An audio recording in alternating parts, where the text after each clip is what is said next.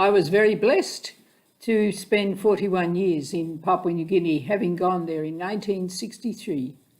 And it was about this time that our congregation began to accept Papua New Guinean women to join us. And this was a big blessing and a very big step forward, and a difficult step in some ways. It meant a big change of culture for these women, and it meant a great adaptation for the members of the congregation already in Papua New Guinea. So we found over the years that there was a need to educate the families, the parents, the extended families of the women who we were accepting to live a life of religion, in the religious life, as a daughter of Our Lady of the Sacred Heart, striving amongst their own people to make known the love of the heart of Jesus. So they continued for a long time the spiritual experience, the getting used to living and educating, being educated about religious life, about the three vows of poverty, chastity, and obedience.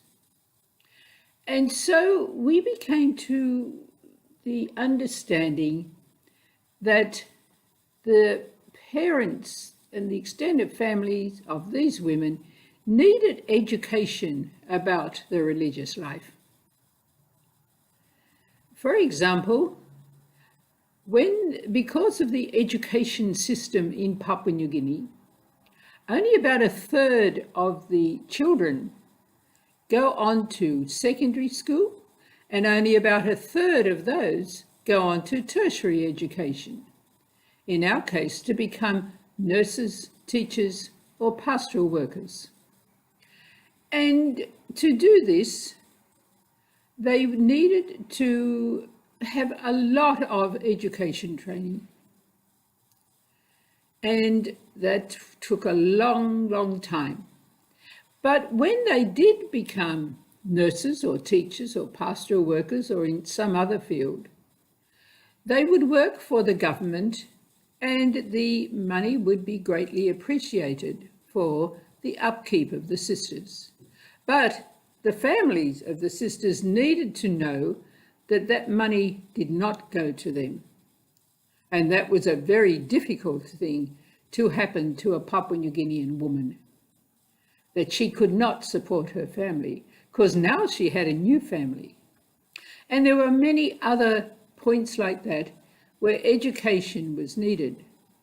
The sisters wouldn't come home for about 2 or 3 years to see their families, especially if they were on very isolated islands or areas in the country. And another very difficult thing was that the extended family needed to know if a sister got very sick and died where she was ministering, she would be buried where she was ministering. That was for all of us, and it still is for all of us. That was very hard, not to be buried amongst your kin. And so the PNG women needed to understand this. The family needed to understand this.